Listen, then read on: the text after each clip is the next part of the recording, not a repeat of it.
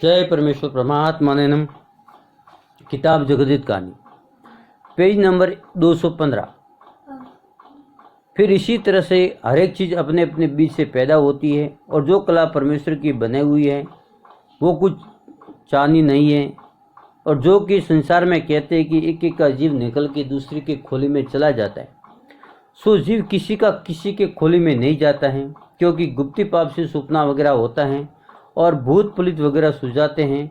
सो ये बनिए राक्षसी पाप को करते हैं, सो संसार को गारत करते हैं, जिससे वो सुपना वगैरह होता है। सो गुप्ती पाप के बुलाने के लिए लाखों तरह की किच्चर चला दिए हैं, परंतु ये बनिए राक्षसी पाप कराते हैं।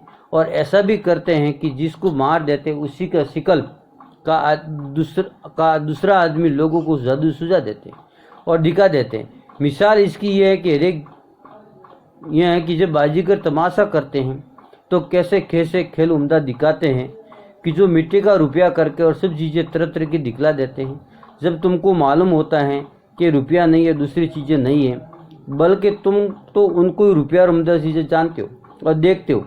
सो जबकि राजा बादशाह को, साधु फकीरों को और गरीब गुरबा को और उम्मीद उमराव को सपना होता है, जब तुम सपनों में उनको देखते हो कि जो तुम अपने बाप दादे और बहुत से आदमियों को जीता देखते हो, सो उनको तुम सपनों में वैसे ही देखते हो जैसा तुमने अपने बाप दादे को जीता देखा था, वैसा ही सपनों में मरे हुए को देखते हो। सो जबकि तुम सपना देखते हो और चेहरे सपनों में देखते हो तो कुछ फर्क सूझता है, तो कुछ भी फर्क नहीं सूझता है। हुबहू वैसा ही चेहरा सपनों में सूझता है कि जैसा उनको जिंदगी में देखा था, वैसा ही बाद मरने के सपनों में दिखता है। और दुनिया में भी कहते हैं कि जादू से मुर्दों को चेहरे सुझा देते हैं, और बाजीगर वगैरह भी कहते हैं। सो परमेश्वर की कला को तो भूल गए और जादू की कला को परमेश्वर की कला समझते हैं। ऐसी बुद्धि बस में कर ली है। सो बाद मरने के सपनों में जो चेहरे दिखते हैं सो बनियों के राक्षसी पाप से दिखते, वो पीछे नहीं आते हैं। ये तो बनियों का गुप्ती पाप है। सो गुप्ती पाप तुम संसार को मरे हुए का चेहरा होकर सूझता है। सो ये सपने तो तुम संसार को राक्षसी पाप से करते हैं।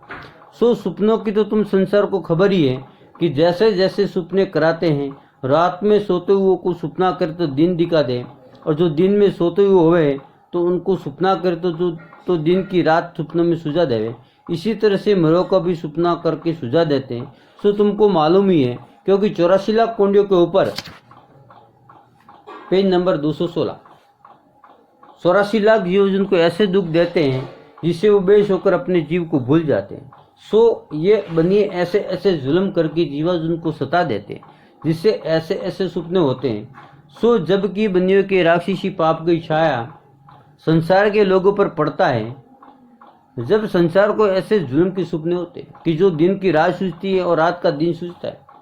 सो इसी तरह से करोड़ों तरह के सपने होते हैं जिसका कुछ अंदाज नहीं। अगर एक बात होवे तो मैं लिखूं, और आगे किसी राजा बादशाह को या गरीब गुरबा को सपना होता था तो वो उसी वक्त जान जाते थे कि हमको और संसार को कोई राक्षसी पाप से गारत किया चाहता है, जिससे सपना वगैरह होते। सो इस बात को सोचकर राक्षसी पाप की तलाश करते थे, परंतु इन बनियों ने अपने राक्षसी पाप से ऐसी बुद्धि कैद कर दी है कि जो राजा बादशाह गरीब गुरबा तक नहीं समझते, चाहे लाखों तरह के सपने और विघ्न करे तो भी नहीं समझे, क्योंकि इन बनियों ने अपने राक्षसी पाप से संसार के लोगों की ऐसी बुद्धि कैद कर दी है कि जो समझाए से भी नहीं समझते हैं। जिस तरह से कि राजा भोज और बोलिया धोबी को विद्या कहते हैं, सो तो सब दुनिया ने सुना ही है। सो देखो भाई, खोलियों में किसी का भी जीव नहीं जाता। हाँ, जिसको मार देते उसका शरीर तो जादू सुझा देते हैं। सो जिसकी शिकल का सुझाना हुए उसी की शिकल का जादू सुझा देते हैं। सो ये तो सपने होते हैं। सो मरे हुए के चेहरे सपने में सुझा देते हैं। सो ये तो तुम संसार के लोगों को मालूम ही है। सो इसी तरह से जागने में नजर बंद कर देवे तो जागता सपना है, परंतु जीव तो किसी के खोलियों में नहीं जाता है, परंतु शरीर उसका जरूर जादू सुझा देते हैं। सो जिस तरह से कि बोलिया धोबी को और राजा भोज को मारा होगा, उसी तरह से इन सौदागर बच्चों ने दिल्ली के बादशाह को मार दिया होगा, और दिल्ली के बादशाह की जगह सौदागर बच्चों ने अपनी जात का बैठा दिया होगा।